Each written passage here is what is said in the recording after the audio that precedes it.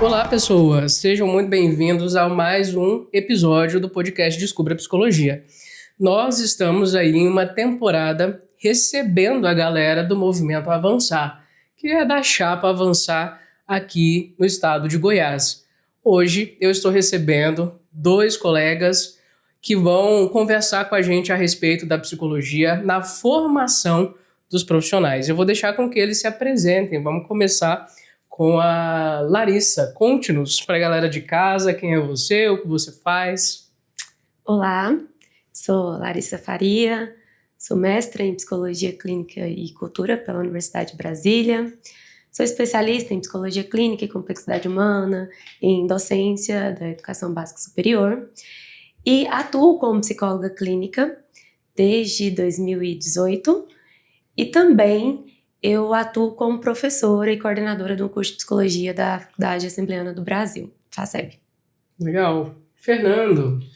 Então, boa noite, pessoal. Meu nome é Fernando Gobato, eu sou professor universitário, sou analista do comportamento, especialista em psicologia clínica e também estou, no momento, coordenando o NAP, que é o Núcleo de Apoio Psicológico de uma faculdade lá em Aparecida de Goiânia.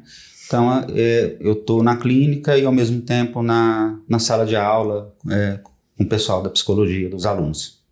Ótimo. Um prazer receber vocês aqui para a gente falar sobre isso. E se a gente quer falar de atuação profissional, se a gente quer falar para os profissionais, é importante a gente partir do início, né?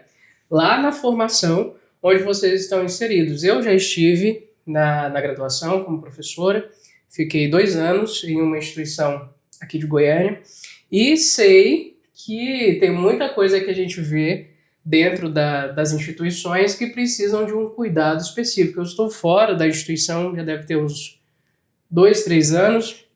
Eu saí assim na época da pandemia, que a gente também teve vários desafios dentro desse processo, mas eu gostaria que a gente conversasse sobre isso, né? Como é que as instituições, como é que tem sido a qualidade, né, desse processo.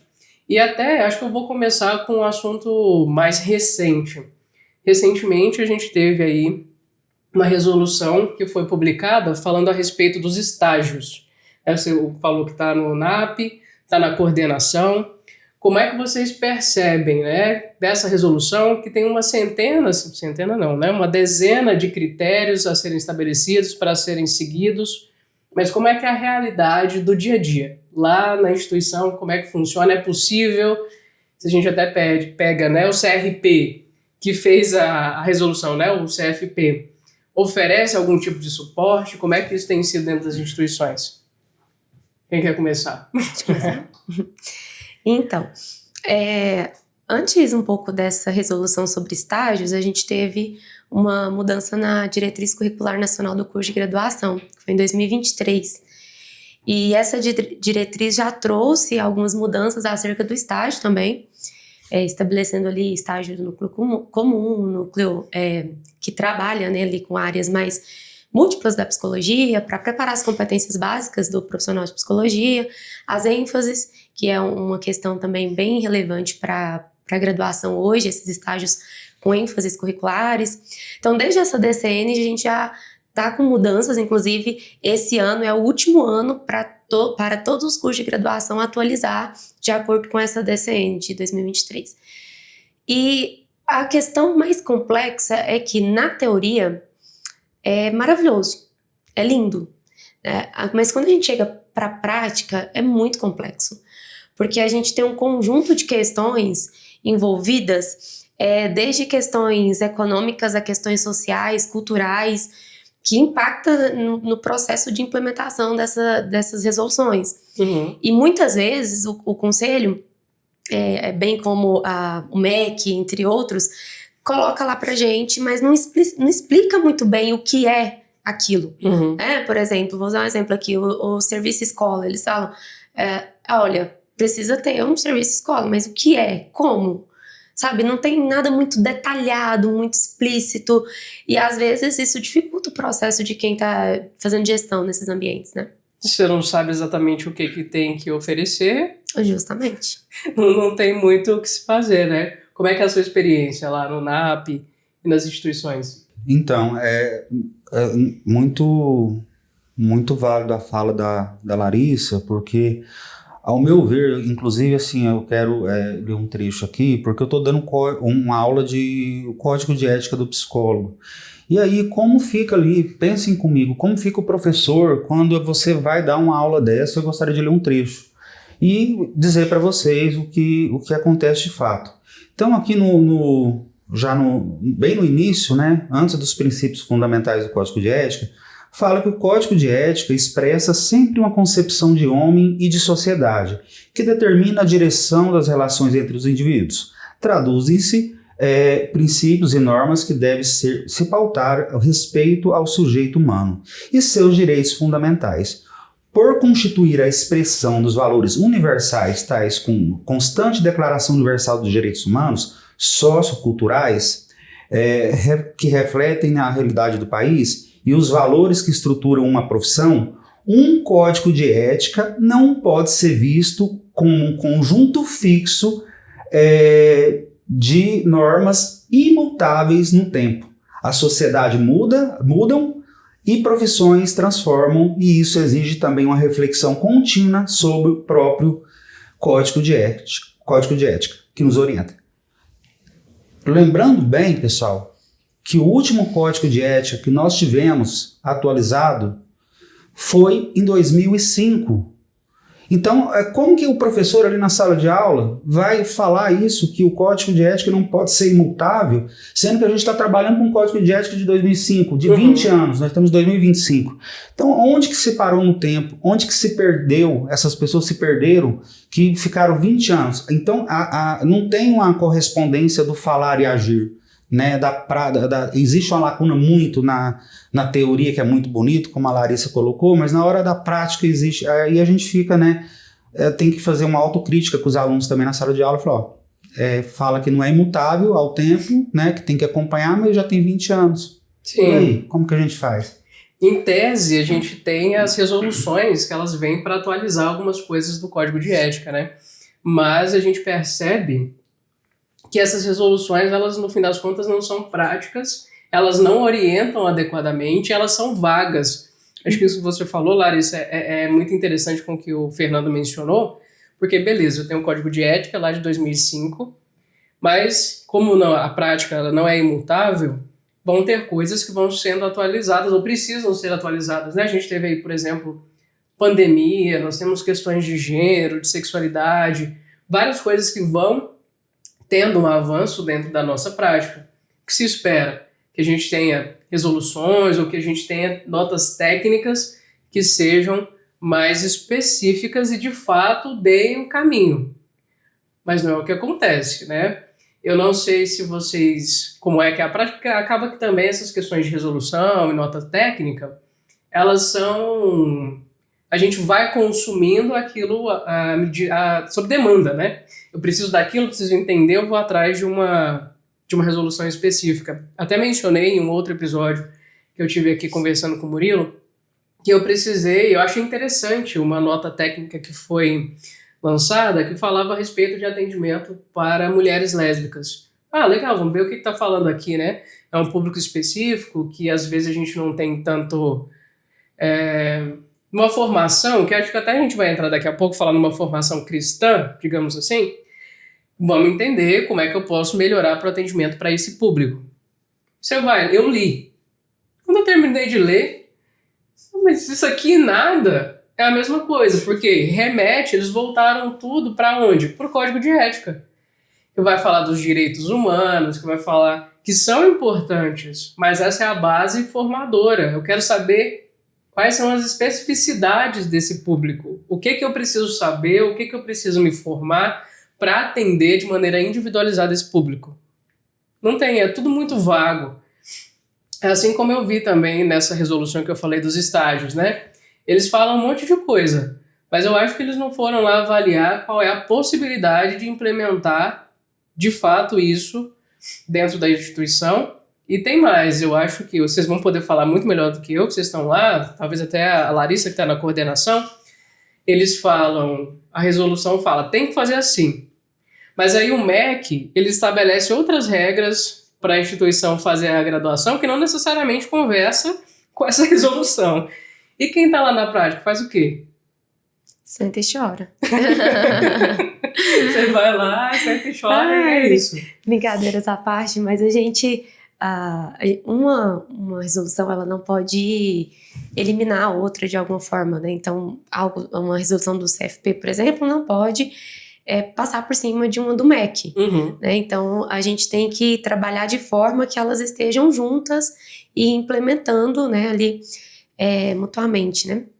E assim, é difícil, mas é possível. Eu acredito que é possível, mas é um desafio. Por exemplo, tanto a diretriz curricular nacional quanto a resolução sobre estágio, enfim, a gente vê um foco muito grande em competências, em desenvolvimento de competências. E aí eu sempre pergunto, como? Eles não falam como desenvolver essa competência. Como quais? Eles Né? listam quais são? Sim, eles até colocam algumas competências, tem diversas competências lá, mas eles não explicitam como eles querem que desenvolvam isso dentro de um estágio, né? Então eles hoje focam muito em processos. Ficou muito vago, por exemplo, a gente vai focar em processos, em diversos contextos, mas como que a gente vai fazer isso dentro de um estágio? Uhum. Né? Porque não dá pra você ficar rodando aluno de contexto em contexto, né? É muito complexo. E acaba sendo até economicamente inviável. Inviável, E não só questão econômica. Por exemplo, a gente vai fazer a gente precisa de hospital, por exemplo, como um contexto. É tão burocrático para conseguir um espaço desse, tanto no nível público quanto no privado. Então, no nível público é processo seletivo, você tem que esperar vaga, é muito cansativo, é muito burocrático. Na educação, da mesma forma. Na educação, ainda pior, porque no público não se encontra psicólogos nas escolas. Não tem. Sim. E para fazer estágio, precisa de um supervisor técnico que seja formado e cadastrado no conselho regional. Uhum. Então, você não acha espaços públicos adequados para desenvolver estágio. E aqui a gente já corta uma gama de coisas. Então, assim, na prática é bem complexo. Sim. E na clínica, como é que vocês percebem isso? Pelo menos eu lembro da minha graduação, não sei hoje como está o acompanhamento do conselho dentro desses espaços. Mas quando eu fiz graduação, eu formei numa instituição aqui em Goiânia, e a gente dividia espaço da clínica e escola com a galera do direito, era o mesmo espaço. E aqui tinha as salas de atendimento, que a psicologia e a galera do direito utilizava para fazer os atendimentos, e bem aqui do ladinho tinha a recepção que era do direito, as pessoas que iam utilizar os serviços gratuitos e afins. Então, assim, isso prejudicava privacidade, né? Isso prejudicava uma centena de coisas. Às vezes você estava atendendo, alguém abria a porta, opa, não sabia que tinha atendimento. Então, é uma série de problemas e, pelo menos na minha época da graduação, uns 10 anos atrás, na época do estágio, eu não via o conselho atuante dentro desses espaços de fiscalização. Se eu não me engano, eu vi o conselho que foi na instituição uma vez, dentro de um evento, entregou um código de ética para a galera e foi embora. Como é que funciona a parte clínica nesse sentido para vocês? O conselho orienta, fiscaliza? Como é que tem sido esse espaço? Interessante sua fala, Jéssica, que eu recebi um contato de uma pessoa que estava procurando saber se eu atendia plano, né? O plano dessa pessoa, eu não sou credenciado.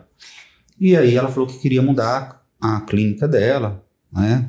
Onde ela está sendo atendida, porque ela disse que lá não tem privacidade, que ela é atendida com a porta aberta. Então, gente, isso é muito sério, né? O sigilo, ele tem que prevalecer. Então, essa questão da fiscalização, na verdade, assim, eu realmente não vejo, e não vejo não só isso, né? Eu não tenho, de fato, nada contra ninguém, assim, deixar bem claro, nada contra ninguém do Conselho Regional de Psicologia, não é isso, né? Eu até tenho grandes amigos lá dentro. Mas o que eu vejo que a gente precisa de uma mudança.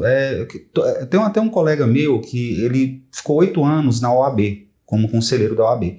E ele me falou, olha, eu já me senti a necessidade de sair e dar espaço para o novo. Então, eu convido esse pessoal aí a descansar também, né, para poder deixar o novo vir e avançar a psicologia em Goiás, porque a gente precisa de fato. Toda mudança, ela faz uma provocação na qual que acontece, né? Várias mudanças. Então, novas ideias, novas pessoas, sangue novo, né? Eu acho que tudo isso é muito importante. Então, eu peço aí que vocês, né, que estão acompanhando essa questão do conselho há muito tempo, né? Até fomos meio que censurados aí. Meio não, fomos censurados, depois desbloquearam o nosso comentário, porque eles fizeram em pré-campanha aí, análise de solo, prometendo uma sede na qual há 15 anos eles vêm prometendo, né? E, curiosamente, isso em pré-campanha eleitoral, né? E aí os comentários meus, da Jéssica e de várias pessoas, né, da Larissa, foram censurados, restringidos lá, que só a gente poderia ver. E isso é muito sério, porque assim, se a gente fala de um conselho de psicologia que defende tanto a democracia, né?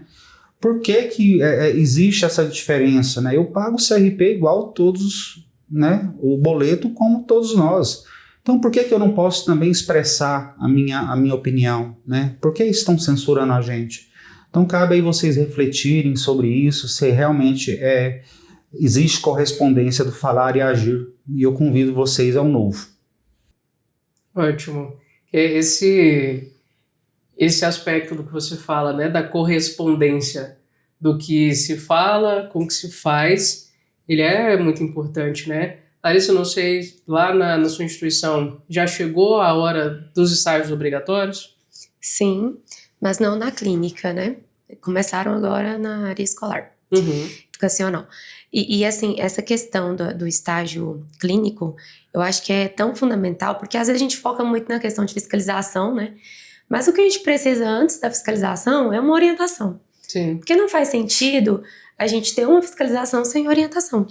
Vou fiscalizar se não faz ensinaram, sentido. né? Como que eu vou fiscalizar algo se eu nunca ensinei? Né? E a gente tem resoluções, a gente tem... Inclusive, o Conselho recentemente agora, nesse mês, há uma semana atrás, fez um encontro falando sobre estágio supervisionado, e eu preciso parabenizar essa questão. Pena que é em ano eleitoral, como sempre, né? Sempre. são anos aí atrás em silêncio. São aí dois anos ralando sozinho, no terceiro ano ele te ajuda. Porque eu sofri bastante com essa questão de implementação de estágio no período passado, mandei e-mail e o que respondiam vai no site que lá tem a resposta. Né? E aí eu falei, gente, aí agora esse ano, semana passada inclusive, fizeram um evento e foi excelente, porque esclareceu muitas coisas acerca dessa questão do estágio, mas isso deveria ser recorrente, não deveria ser somente em ano eleitoral. Deveria ser recorrente em diversos contextos, não só quando sai uma resolução. Para implementação, para ouvir as dores de quem está lá na linha de frente, trabalhando, implementando, e às vezes a gente não sabe como resolver determinadas questões que surgem. A gente sabe que no movimento da vida surgem muitas demandas. Sim. Surgem muitas coisas que não foram previstas. Então, assim, eu penso que o conselho ele deveria estar junto, porque a formação do psicólogo é o começo de tudo, é a base. Se a gente quer uma profissão ética, se a gente quer profissionais que fortalecem a profissão, eles têm que começar lá na formação. Sim. E aí, se eles abandonam a formação, se eles não acompanham, se eles não dão orientação, não ajudam, daí não adianta, né? Exatamente, isso que você falou de entrar em contato com o conselho e o conselho te mandar ler a resolução é uma coisa que, nossa, me dá um ódio, porque já foram algumas vezes que isso aconteceu comigo e o ponto a gente leu a resolução, você foi lá, você procurou, pelo menos eu faço esse caminho, imagino que vocês também façam. Se você tem uma dúvida sobre como fazer, você procura, dá o Google te mostra, você acha a resolução, você lê. Só que como nós dissemos aqui, as resoluções, elas tendem, infelizmente, a serem vagas, a serem ambíguas. E quando a gente lê, não necessariamente você entende. Então você liga no conselho, você manda um e-mail para você saber, olha, que isso aqui está querendo dizer? Eu não entendi. O conselho faz o quê? Ele te manda de volta a resolução e manda você ler, mas ler eu já li. Eu lembro quando eu comecei a prática na psicologia, eu tinha uma dúvida relacionada ao atendimento domiciliar. Como é que ele funcionava na psicologia? Apesar de existir, ele não é tão comum assim, né? Então eu recebi no início da minha carreira algumas solicitações ou perguntas para fazer esse atendimento e eu tinha dúvidas sobre como poderia ser feito e das permissões sobre isso. E aí tem uma resolução, eu não vou lembrar o número agora, mas tem uma resolução que fala que você pode fazer esse atendimento, eu não sei nem se atualizou, tá, gente? Mas na minha época tinha, você poderia fazer esse atendimento na incapacidade ou na impossibilidade do indivíduo ir até o seu consultório. Se o indivíduo estiver impossibilitado de ir até você, você pode fazer esse atendimento. Só que vocês vão concordar comigo. Uma pessoa estar impossibilitada dá margem para muita coisa. Eu não querer ir ao seu consultório me faz estar impedida de ir ao seu consultório, né? Então eu queria entender melhor o que isso queria dizer. O que eles me fizeram foi isso, foi tirar o print da resolução e me responder por e-mail. Então isso não quer dizer absolutamente nada. Eu penso no contexto de formação, para vocês que precisam entender o que a resolução diz ou o que os conselhos querem e precisam ensinar para o aluno, fica um pouco mais difícil também, né? Porque você precisa entender, interpretar por conta própria e passar a informação. E a gente chega em sala de aula, como o Fernando disse, quando eu estava na graduação, eu dei uma aula de código de ética também, e a gente chegava em alguns entraves, que eu falava com os meninos, da sala de aula. Eu falava, olha, o meu entendimento sobre isso é isso aqui. Mas o meu entendimento, ele pode ser diferente do Fernando, da Larissa e até do conselho. Por quê? Porque a resolução é super ampla em relação a isso, assim, é super vaga, a gente não consegue definir. Como é que vocês lidam na prática quando a gente chega nesse lugar? O conselho não me responde, eu não sei o que isso quer dizer e tem a demanda, ou tem um ensino para fazer. Usualmente, como é que vocês lidam com isso? Então, eu vejo assim, um desamparo total dos psicólogos no estado de Goiás, muito grande. Fico muito preocupado porque, assim, como a Larissa disse aqui, a gente precisa de uma orientação, não de uma punição, né? Então, a gente queremos um conselho no qual seja facilitador do psicólogo e não dificultador. E o que a gente tem é muito essa questão de orientação. Uma vez eu também precisei, né? E aí eu fui lá, né? Comigo nem foi print, imprimiram lá na impressora um tufão de papel, me deram, falaram, tá aqui, lê aqui. Pelo menos usaram seu recurso, né? Imprimiram o negócio pra você. Usaram o meu recurso lá, tá aqui, tá tudo aí, lê. Então, assim, será que essas pessoas realmente estão preparadas para orientar, né? E nós que pagamos o CRP, e eu fico muito triste, porque eu vi já em uma sala de mestrado uma vez uma pessoa falando que o conselho ali estava para defender a comunidade dos psicólogos e das psicólogas. Eu falei, o quê? Espera um pouquinho, mas é a gente que paga, é a gente que mantém tudo isso. Então a gente quer um conselho para a classe. A gente quer trabalhar para a classe. Por isso que eu faço novamente esse convite. Vai estar aqui o Avançar, nossa chapa, Avançar Psicologia em Goiás, e para que vocês sigam, ouve nossas propostas, ouve o que a Jéssica tem a dizer, a Larissa e todo o restante da nossa chapa, porque realmente precisamos, de fato, mudar uma nova sede, mas a gente vai trabalhar com transparência, trabalhar de uma forma que seja orientando mesmo, de uma forma fazer o arroz com feijão bem feito, porque nem isso está sendo feito. E o que a gente vê é uma desesperança, né, um desamparo muito apreendido aí da maioria dos psicólogos. Imagina um cara que mora lá em Minaçu, ou Porangatu, ou em Tubiara. Ele precisa de orientação, liga, o telefone não atende. Aí ele pega o carro, vem, chega aqui, ele não é atendido, o conselho está fechado. Porque muitas vezes eles fecham, mas no Google está lá com um aberto. Então, pera lá. Então a gente precisa, né, fazer as coisas bem feitas, né, sistematizar tudo isso, fazer que esses psicólogos sejam atendidos. E considerando, pessoal, olha uma coisa muito importante, um dado muito importante. Nós temos o Conselho Regional de Goiás de Psicologia, é o conselho que tem a segunda anuidade mais cara do Brasil, perdendo apenas para Rio Grande do Sul, que tem 5 sedes. Isso é muito sério. A gente tem e olha que muito ruim. É muito sério isso. E olha que a gente teve numa reunião para votar, né, anos atrás, porque eles queriam aumentar mais isso ainda. Sim. Era para ser o mais caro. Então, e aí? Tá vendo o que a gente chama a taxa de resposta para vocês? O que eu quero dizer? Tá vendo essa entrega? Vocês estão vendo essa entrega do que vocês estão pagando de anuidade? Eles estão entregando o que a gente paga, realmente? Ao meu ver, não. Ao meu ver, eu convido eles descansar um pouquinho, que eu acho que está na hora de a gente fazer algo novo. Exatamente. Como vocês disseram, você também mencionou, achei engraçada essa parte que você foi lá pegar uma orientação, eles imprimiram a resolução. Achei curioso, né? Pelo menos eles não pouparam o recurso, né? Te deram umas 2, 3 folhinhas lá de papel e tá tudo ok.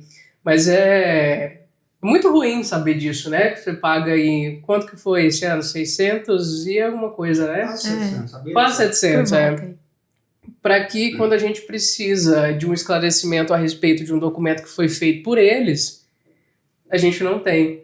Eu recebi recentemente um relato de uma psicóloga que me permitiu contar sobre isso, que eu achei, assim, fiquei indignada com o relato relacionado a isso. Se a gente acompanha o Conselho esse ano e todos os anos, a gente percebe que existe uma luta importante relacionada às minorias. Porém, a prática, ela não existe. E o relato que chegou para mim, de que uma psicóloga estava fazendo uma avaliação neuropsicológica, e essa psicóloga, ela estava fazendo uma avaliação neuropsicológica de uma pessoa trans. E ela tinha dúvida em relação às tabelas do teste. Que tabela que ela ia utilizar para fazer essa avaliação, visto que era uma pessoa trans. A resposta que ela teve do conselho é que o conselho não tem responsabilidade sobre isso e que ela deveria procurar a editora. Concordo que o conselho não tem responsabilidade sobre isso, mas acontece que, se existe uma comissão que está lutando a favor desses direitos, o mínimo que deveria fazer é o quê? Ok, nós não temos essa resposta, mas é uma discussão pertinente. A nossa comissão de gênero e sexualidade vai deliberar em relação a isso e a gente vai se organizar para ter uma nota técnica, para ter uma formação sobre isso, porque é importante. Né? Essas pessoas, elas existem, elas vão procurar o serviço de psicologia e o profissional precisa saber como fazer. Mas o que acontece?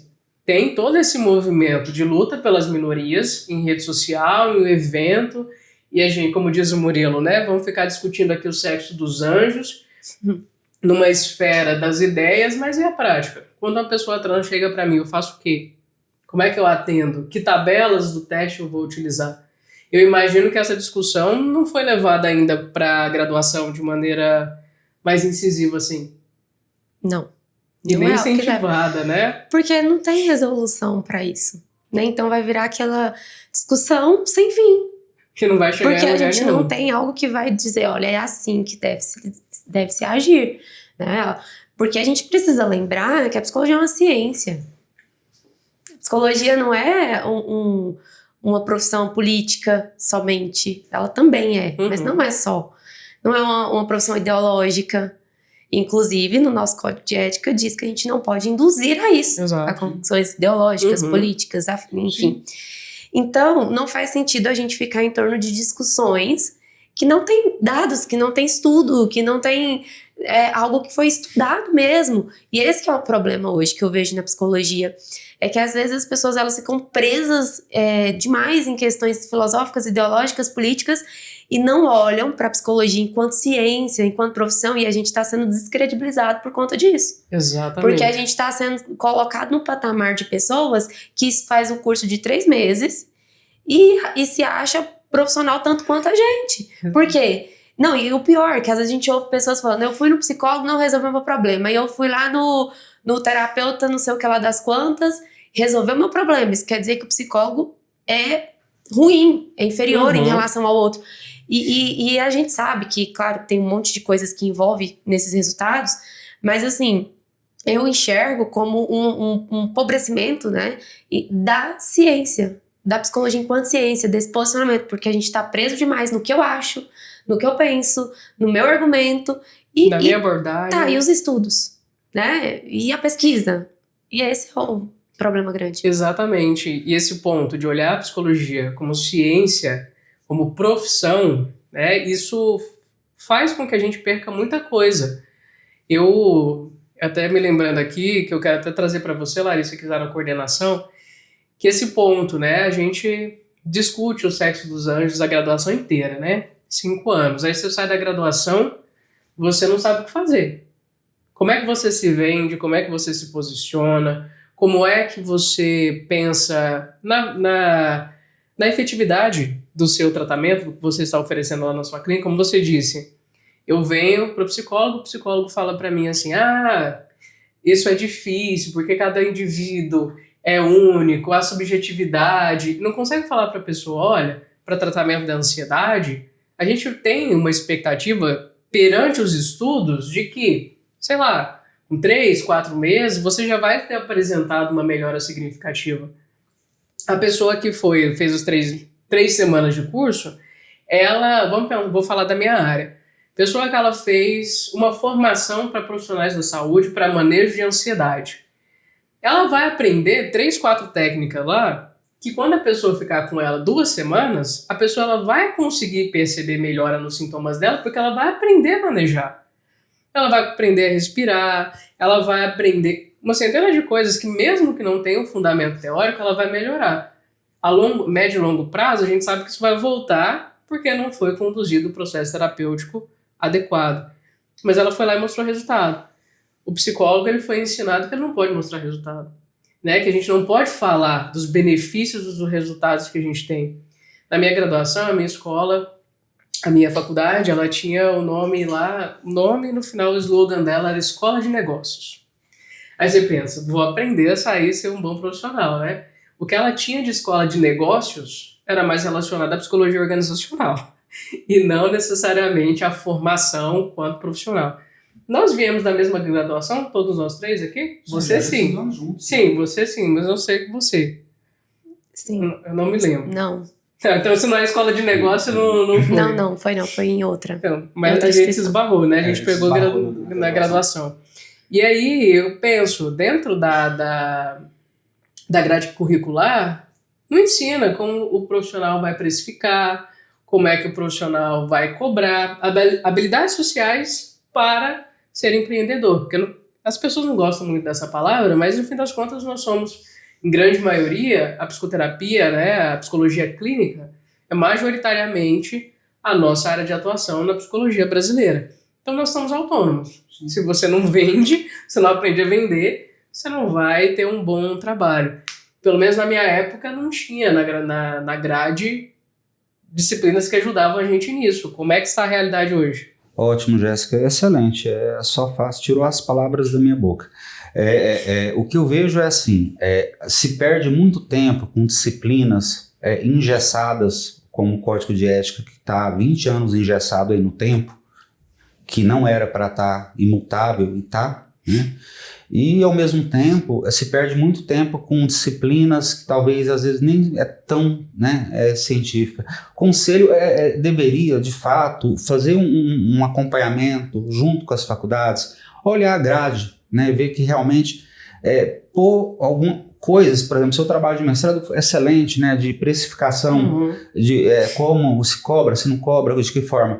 E eu me deparei com uma colega minha que ela é psicóloga já há um bom tempo também, ela colocou o preço dela no link lá, né, o preço da terapia dela, e ela foi chamada de advertência, alguém denunciou, né, e ela foi chamada de advertência, mas veja bem, pessoal, a tabela de honorário dos psicólogos e psicólogas é algo público, basta você jogar no Google, você vai cair direto nela. Quer dizer, por que nós não podemos ir dentro da tabela de honorário, a gente não pode divulgar o nosso preço? Quer dizer, o psicólogo vive só de vento e luz? 007, né? A gente tem que andar na encolha. Na encolha. E aí os alunos saem da faculdade de fato, sem saber como declarar um imposto de renda, sem saber o que realmente precisa para montar um espaço para ele, de que forma que ele tem que trabalhar, coisas realmente que sejam funcionais para o trabalho do psicólogo. Sem saber qual é a renda possível, né? Quanto que seus professores cobram, quanto que seus professores ganham. Sim. Ninguém fala, é uma coisa assim,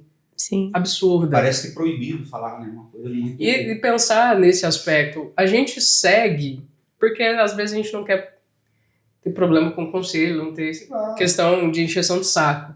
Mas isso vai, inclusive, contra o Código do Consumidor, né?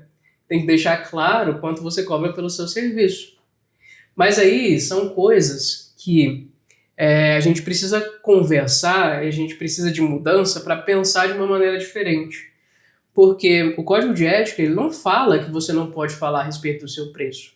O Código de Ética, ele fala que você não pode utilizar o seu preço para mostrar que o seu serviço é bom, ou para fazer comparações. Ah, eu cobro muito menos do que o Fernando, ou eu cobro muito mais do que o Fernando. Aí a gente vai para um ponto importante, né?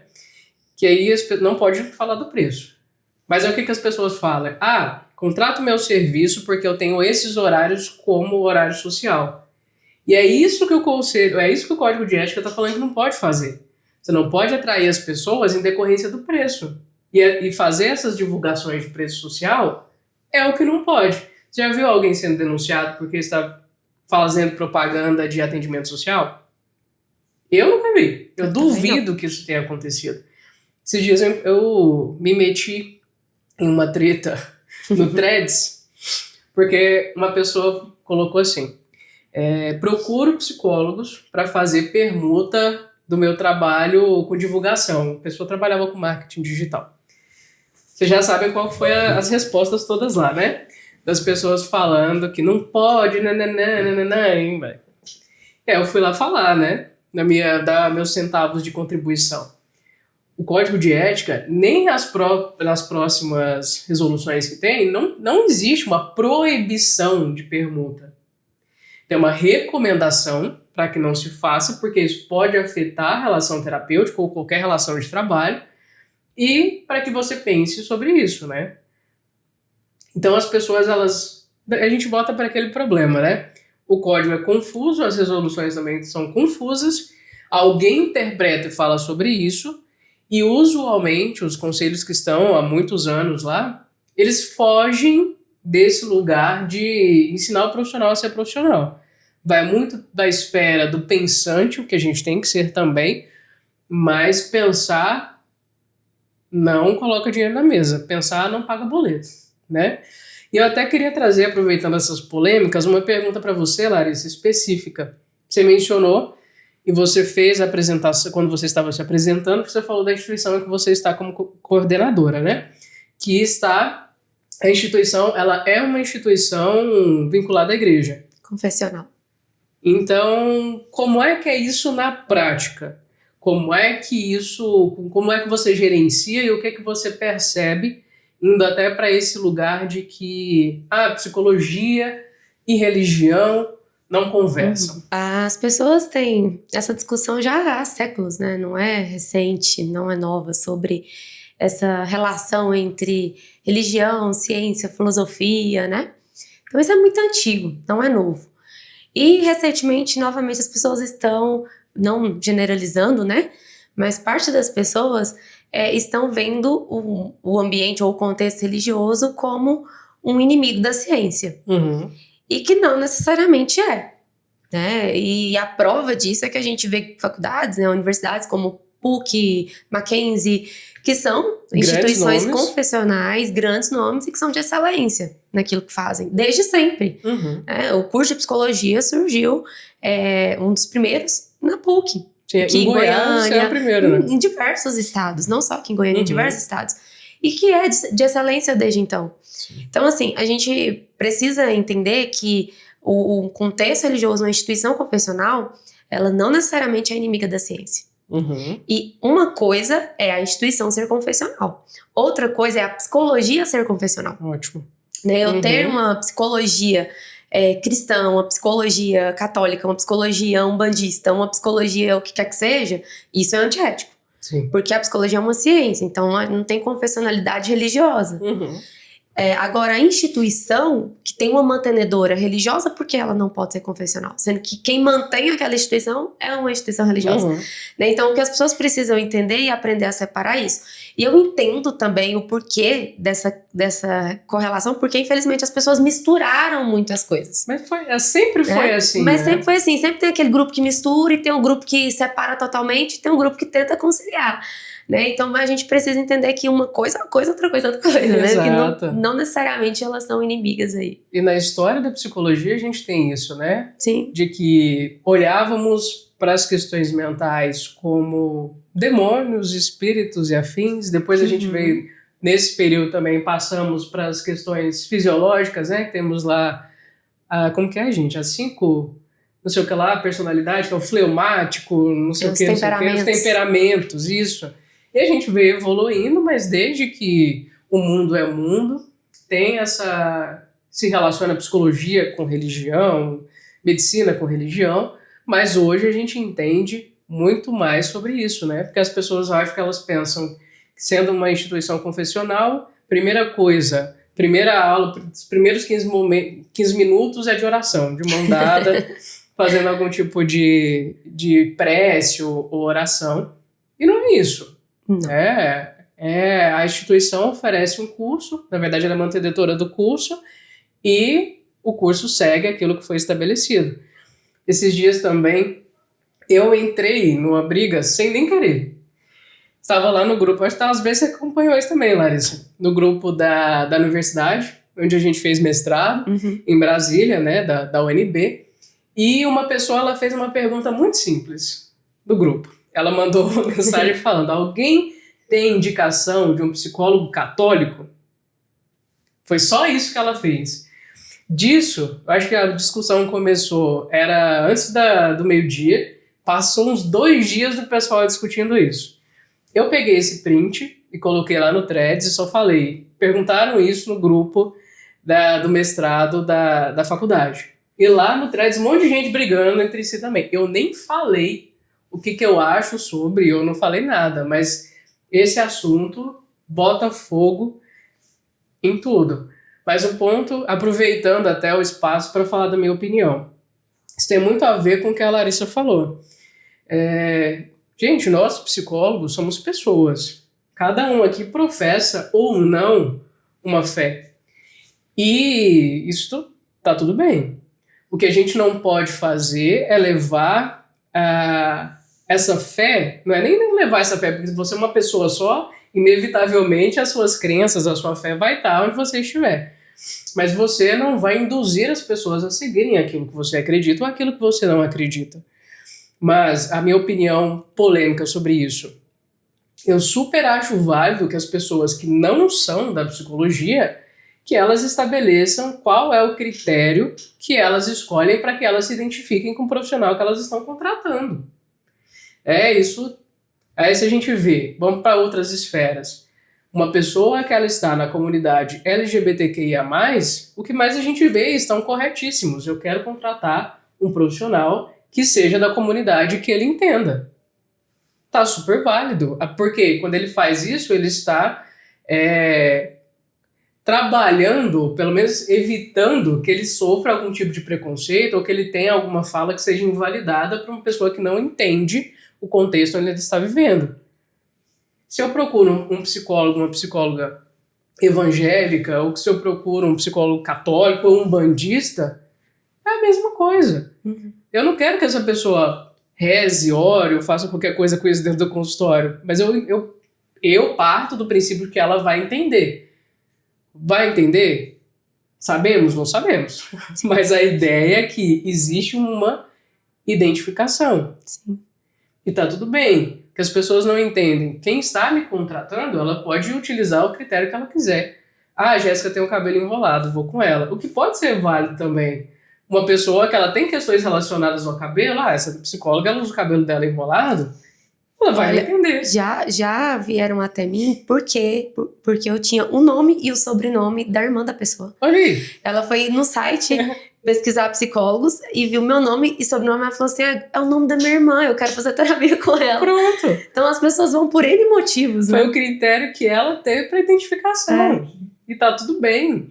Agora, o que você vai fazer com esse nome e sobrenome no consultório? Aí já é uma outra coisa. Para a pessoa, o que você vai fazer lá dentro? Eu já vi demais as pessoas. Quando eu atendia presencial, teve uma vez que ligaram lá na clínica perguntando por um psicólogo evangélico. Nossa, um profissional perdeu o tempo dele brigando com a pessoa que não tem psicólogo evangélico, psicóloga não sei o quê. Gente, a pessoa tá se lixando porque que nós sabemos o que a gente tem que fazer. A pessoa ela só quer alguém que ela acha que vai trazer um acolhimento melhor para ela. Sim. Ponto. Agora, você falar que você é um psicólogo evangélico, existem outras implicações. Mas, inclusive, você falar, eu sou psicóloga e sou evangélica, também já tem uma outra coisa. Eu sou psicóloga e umbandista, eu sou psicóloga e ateia, vai gerar identificação. A gente contrata serviço por identificação. Sim. Eu acho que vocês fazem isso também. Eu vou, contratar um médico. Ou qualquer seja de serviço. Você vai pro Instagram, você vai dar uma olhada na vida daquela pessoa, o que aquela pessoa fala, o que ela deixa de falar. Se fez sentido, vou contratar. Não fez sentido. Não, por quê? Porque eu não gostei que ela que ela pinta a unha de vermelho. Não gostei. Tá, é o meu critério. O que isso tem a ver, o que isso deixa de ter a ver. Mas você enfrenta muita fala, você tem que lidar com essas falas aí no cotidiano em relação a ser uma instituição que tem como antecedora uma igreja? Uhum. Até que não. Eu achei que seria pior, assim. Porque pelo contexto, enfim. Mas até que tá sendo bem tranquilo. E a gente trabalha muito ali, a gente valoriza muito a questão ética. Inclusive, a gente trabalha muito isso com os professores. Porque tem muito também do perfil do aluno. Como a maioria dos nossos alunos são desse contexto, né? Porque a proximidade ali e tudo, a gente já trabalha meio que equilibrando o outro lado da balança. Vocês têm que puxar isso pra cá, né? Isso, a gente tem que mostrar como que a gente separa uma coisa de outra, fazendo essa psicoeducação desde o início, né? Sempre orientando, façam terapia pra vocês separarem as coisas, porque ele vai ver na prática como é que funciona. Justamente. Então, assim, e aos que não são do meio, nunca trouxe nenhuma questão, assim, de dificuldade, de ter problemas nesse sentido. Então, os alunos hoje, inclusive, eles estão me surpreendendo, porque eu achei que teriam mais dificuldade para separar uma coisa de outra. Mas eles mesmos já estão percebendo que não faz sentido. Ótimo. Eles já estão percebendo isso. Então, as pessoas, quando conhecem a psicologia científica, ela vê que não faz o menor sentido misturar tudo, né? Sim. Uma pergunta polêmica, se eu te colocar em mais lençóis, a gente corta. A instituição, como ela tem essa proximidade com a igreja, existe algum tipo de interferência? Não, nenhuma. Ainda mais assim, quando a gente fala, eu vou pegar do líder maior da igreja, né? Até hoje, eu já estou na gestão já há um ano mais ou menos, vai fazer um ano.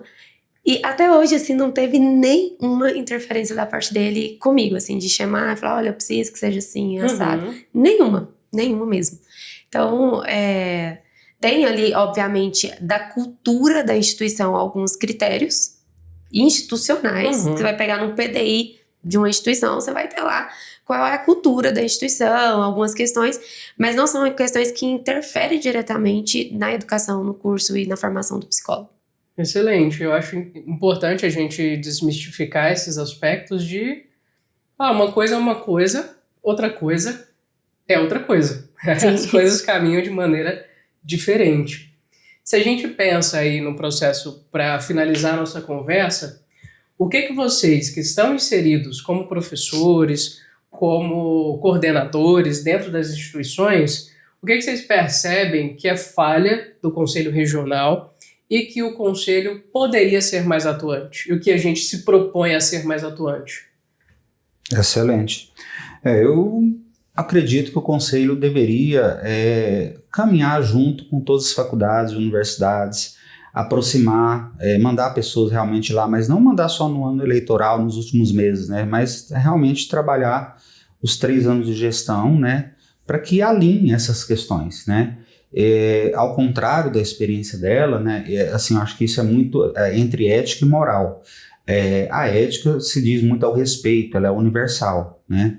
E a moralidade, ela está muito em um determinado contexto, em determinada contingência. Então, eu conheço um professor do interior aí, que ele é toda hora chamado na coordenação, porque ele dá aula de análise do comportamento e ele vai fazer um resgate lá do modelo que Skinner buscou e da psicologia, do estudo de Darwin, do evolucionismo. Uhum. E aí ele é chamado frequentemente, porque os alunos questionam dele tudo, porque é uma instituição religiosa também, né? Mas, assim, eu acho que isso depende muito de cada contexto, né? Do contexto moral de cada cidade, de cada tudo. Uhum. E aí, o que o conselho realmente, de fato, deveria fazer é fazer um alinhamento com essas faculdades, né? Discutir, debater, orientar e preparar, acima de tudo, os psicólogos, que eles saem completamente verdes. O psicólogo pode sair, ou a psicóloga pode sair da graduação e ir direto para o mestrado, mas eles não conseguem, eles não estão preparados para isso. Uhum. Porque hoje a gente tem aí eles precisam passar com 1 ou 2 especializações para se sentir seguro, para poder depois realmente fazer mestrado. Ou Nem começar... só, né? Acho que só te cortando um pouquinho, tem que sair, fazer especializações, ou para seguir carreira acadêmica, ou até para começar a atuar. Sim. Porque ele não se sente seguro nem para seguir carreira acadêmica, nem para ingressar no mercado de trabalho. E aí que está o grande erro, porque os psicólogos saem da faculdade, alguns já entram de cara, já fazendo um trabalho de qualquer jeito, já entram na empresa sem ter uma orientação melhor, porque na faculdade existe uma grande lacuna entre as disciplinas. Você vê assim a pontinha da pontinha da coisa. Se for para eu dar aula de cognitivo comportamental em clínica, como eu estou dando, eu precisava de 1 ano, você sabe disso, você é TCC, você precisava de 1 ano para falar tudo. Não dá, o calendário acadêmico não permite. Então, a gente tem que assim, otimizar o tempo na faculdade e o conselho tem que ajudar também essas faculdades, universidades, para que otimize o tempo, para que esse profissional saia realmente capacitado. Sim, ótimo. O que você percebe, Larissa? Olha, da mesma forma, assim como eu disse no início, essa orientação mais de perto, seja com visitas, seja com encontros, eventos, né? Porque a gente precisa desse acompanhamento mais de perto, de tirar dúvidas de questões que são da própria instituição, que às vezes não é algo generalista, não é algo que serve para todas. Uhum. Então, esse acompanhamento mais de perto, que inclusive envolve o trabalho das comissões, Sim. né? Que às vezes a gente sente falta dessa atuação das comissões mais próximas, porque elas estão lá por algum motivo. Sim. Né? E qual é esse motivo? Qual é o motivo? Não sabemos. Então essa questão, eu acho que esse trabalho mais de perto, com exceção, né, dos anos eleitorais, porque quando chega ano eleitoral eles trabalham bem junto, mas ao longo do tempo, né?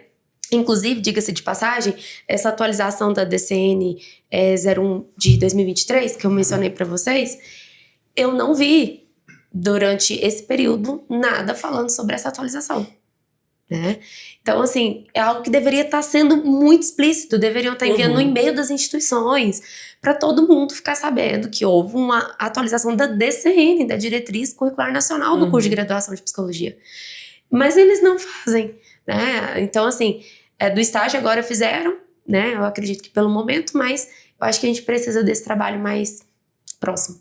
Sim, sem dúvidas. E por isso que nós queremos avançar a psicologia no estado de Goiás. Contribuir para que esses acompanhamentos sejam feitos na formação, que ela é muito importante, e trazer esses pontos que a gente mencionou, de trazer a tradução, ou não sei exatamente como eu posso dizer, mas trazer para mais perto, né?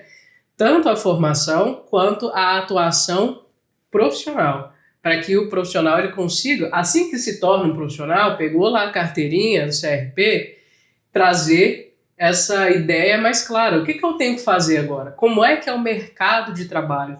Que a gente não conhece. Eu mesmo, quando saí da graduação, fiz lá meus 1000 cartões, achando que, nossa, né? 1000 cartões são 1000 pessoas, né? Como é que eu vou conseguir atender tudo isso? Joguei tudo fora, né? A gente não usa esses cartões para nada. Mas é importante ter um conselho atuante nesse processo. Inclusive, Uma das coisas que nós temos para trabalhar e melhorar dentro do conselho é também esse processo de acelerar a entrega das CIPs, né? Sim. Porque a maneira como funciona é ridícula. Sim. Eu lembro que eu demorei uns 60 dias para conseguir pegar a minha carteirinha. E que não tem porquê dessa demora. Então, vocês que estão próximos dos alunos provavelmente percebem eles reclamando, né? É uma novela para conseguir começar o processo, é uma outra novela para conseguir saber quando é que vai pegar a carteirinha, é uma outra novela para pegar a carteirinha. E tem que ir presencialmente buscar. Tem presencialmente. Agora veja bem, pessoal, isso é muito sério. Isso é muito sério. Pessoa que mora no interior, 60 dias para buscar. O telefone não é atendido. Como é que ele vai saber se a carteirinha está pronta ou não? Ele tem que vir. Aí ele vai rodar 500 quilômetros lá de Porangatu aqui, de Itumbiara, chega aqui, não, a carteirinha não está pronta. Gente, é tão simples, né? A pessoa pode, um sistema unificado hoje com inteligência artificial, a gente pode sistematizar tudo isso, a pessoa fazer a solicitação e já mandar a mala direta, a pessoa receber a carteirinha em casa. E o que a gente quer também, que é um ponto extremamente importante, que é uma das nossas propostas, criar protocolo. Não tem protocolo no conselho hoje. Eu digo que qual é o processo que anda? Do psicólogo mais chato. É o que fica, que ele vai lá, que ele mora em Goiânia, que ele pode ir lá bater no conselho e perguntar, e aí, tá pronto? E aí, saiu? E aí, como é que funciona? Porque não tem protocolo. Se nós três ligarmos lá, fizermos algum tipo de solicitação, primeiro, não tem como você provar que você fez uma solicitação. Segundo, se você vai lá, é presencial, você começa alguma coisa, não tem protocolo para qual o tempo que vai durar, para você acompanhar com uma IA, você manda uma mensagem, o número do seu protocolo, você vê o que está acontecendo. Há uns anos atrás eu precisei colocar as minhas especialidades. Gente, que novela para fazer isso. Você entregar os seus documentos, que você tem que ir lá, não pode ser por e-mail, aí você tem que entregar, aí você tem que ficar ligando todo dia para saber se foi para algum lugar, se funcionou, por que não foi. E aí você percebia, tinham outras pessoas que entraram depois e pegaram. Por quê? Porque a pessoa é influente, ela vai lá, ela conhece alguém lá de dentro, ela consegue fazer agilizar. Se você não conhece ninguém lá de dentro, ou se você preza pelas coisas que funcionam de maneira adequada, você vai ficando para trás. Sim. E a gente quer fazer, como o Fernando mencionou aqui, o arroz com feijão bem feito. A Chapa Avançar aqui em Goiás não está te prometendo nada mirabolante. A gente quer fazer o arroz com feijão bem feito. Aquilo que o conselho deveria fazer. Isso aí é o básico. Pois é, aqui não tem o básico. Ninguém atende telefone, ninguém responde e-mail, ninguém te ajuda a entender uma resolução, não se luta pela categoria, se faz, como a gente mencionou e brincou aqui, né, uma inauguração do estudo do solo. O que é isso, né? Não fazemos ideia do que é isso. E, ano após ano, se promete exatamente a mesma coisa e não cumpre. Aqui no estado de Goiás, nós estamos com a gestão há 15 anos. A mesma gestão. Muda-se a carinha das pessoas, até porque dentro do procedimento eleitoral não se pode, né? Depois de mais de 2 eleições seguidas, ou é uma, não sei, acho que são 2, né? Seguidas a pessoa não pode concorrer. Se muda o nome para mostrar às vezes que são pessoas diferentes, mas é exatamente a mesma gestão que de 3 em 3 anos promete que vai ouvir a categoria, que vai estar mais perto, que vai entregar a sede essa que está lá com móveis. Esses dias eu vi uma foto que postaram no Instagram do CRP com aquele fundo lá no fundo da sede. Gente, que tristeza. Nessa foto especificamente estava cortadinho porque eu acho que teve algum evento. Mas a depender do momento, é um mato alto, é um espaço enorme lá que poderia ser bem utilizado e não é. Móveis velhos. É uma sede que não representa a nossa categoria. Não. E a gente quer fazer com que as coisas de fato avancem. E para isso, a gente precisa que você se envolva.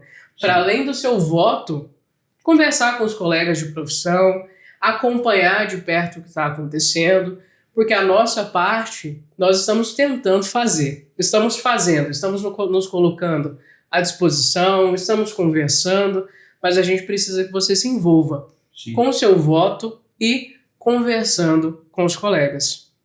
Vou deixar com que vocês aí tenham a sua fala final, peçam os votos de vocês, esse é o momento. A gente está esperando alguns meses para pedir voto, esse é o momento para a gente conseguir colocar para fora. Ótimo. Primeiro eu gostaria de dizer que as eleições passadas, a nossa chapa Avançar, a gente tem história, aliás, a gente perdeu por 14 ou 15 votos, 14 né? votos. 14 votos. Então, e muito pela falta, às vezes, que a classe reclama, mas não vota. Então, pessoal, vamos votar na semana de votação em agosto, vamos votar, entendeu? Eu, pessoalmente, eu quero dar vozes aos psicólogos, para todos. Não vamos... temos que acabar com essa classe que está rachada, né? Vamos unir, vamos trabalhar para um bem maior, que é o nosso conselho, vamos olhar para a nossa profissão.